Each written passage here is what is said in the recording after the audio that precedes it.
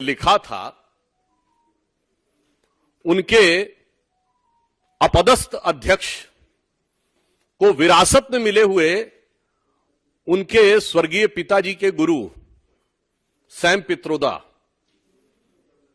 ने ऐसा एक्सरे कर दिया है उस मैनिफेस्टो का कि अब राहुल गांधी जी भी कुछ बोल ले या कांग्रेस का कोई प्रवक्ता कुछ बोल ले, आप सभी जानते हैं अगर एक बार एक्सरे हो जाए फिर कितना भी कपड़े से ढकने का प्रयास करो वो हकीकत सामने आ जाती है।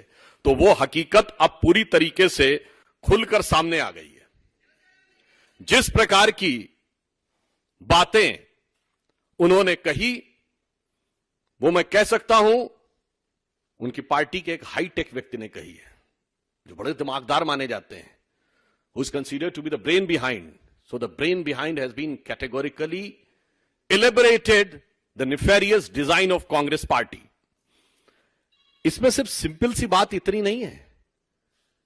हर भारतीय, मैं आपसे बताना चाहता हूं भारत की अर्थव्यवस्था का दुनिया में सबसे बड़ा आधार क्या है कि हम सेविंग बेस्ड इकोनॉमी है। आज पर्सनल डेट में हमारा डेट टू जीडीपी रेशियो दुनिया में सबसे बेहतर है, 43% ऑफ द जीडीपी है। क्यों? कौन सेविंग्स को प्रेरित करता है? दुनिया के बड़े बड़े थिंक टैंक्स ने कहा है कि भारत में परिवार और जो आपकी जनरेशनल मोटिवेशन है वो सेविंग को प्रेरित करती है। यानी आप अपने बच्चों को, उनके बच्चों के लिए विरासत में क्या धन संपत्ति छोड़ेंगे वो प्रेरित करती है। भारत का मूल मंत्र क्या रहता है? एक पीढ़ी मेहनत करके कमाती है, उसके बाद दूसरी पीढ़ी उससे कुछ बनाती है, तब जाके तीसरी पीढ़ी कुछ सुख पाती है। और यह कांग्रेस उस सुख चैन को छीनना चाहती है। सैम पित्रोदा ने यह कहा कि वो अमेरिका से प्रेरित होकर गोल्ड टैक्स लगाने की बात करेंगे। अब मैं पूरे देशवासियों को याद दिलाना चाहता हूं कि इनके मैनिफेस्टो में विदेश की फोटोएं थी जिसका ये खंडन नहीं कर पाए।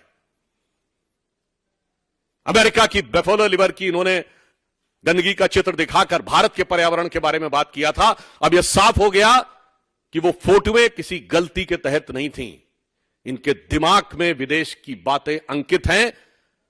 और मैं तो उनसे पूछना चाहता हूं विदेश की कौन सी शक्तियां आपको प्रेरित कर रही हैं? अगर आप यह कहना चाहते हैं तो विदेशों में जो आप उदाहरण देना चाहते हैं उसमें तो 45% तक टैक्स लगता है। आपको पता होना चाहिए, मैं गंभीर विषय की तरफ ध्यान आकृष्ट करना चाहता हूं। आज मल्टीपोलर वर्ल्ड आगे बढ़ रहा है, डॉलर की हार्ड करेंसी के रूप में भविष्य अनिश्चित हो रहा है।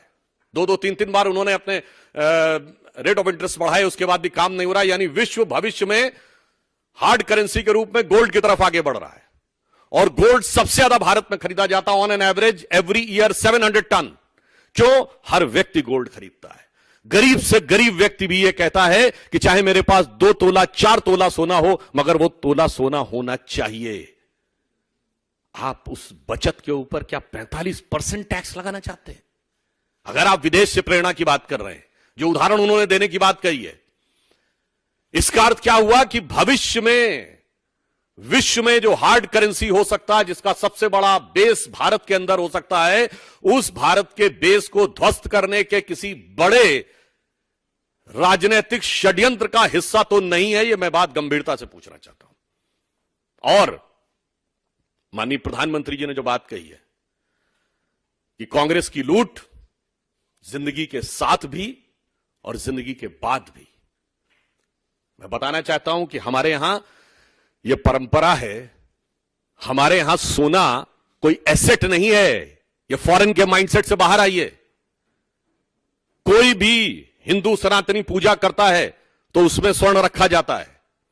विवाह होता है तो गरीब से गरीब आदमी हाथ में सोना देता है। और यहां तक कि जब लगता है कि प्राण छूटने वाले हैं तो कहा जाता है यदि घर में सोने का कोई टुकड़ा हो तो वो उनके मुंह में रख दीजिए।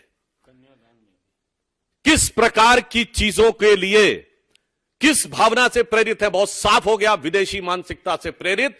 जिसको भारत की विरासत से नफरत है वो भारतीयों की विरासत पर गिद्ध दृष्टि डालकर बैठे। मगर अपनी पार्टी की विरासत परिवार के बाहर नहीं जानी चाहिए। ये वो सारे दल हैं कि मेरी पार्टी तो पीढ़ी दर पीढ़ी ट्रांसफर करेंगे बगैर इनहेरिटेंट टैक्स के, मगर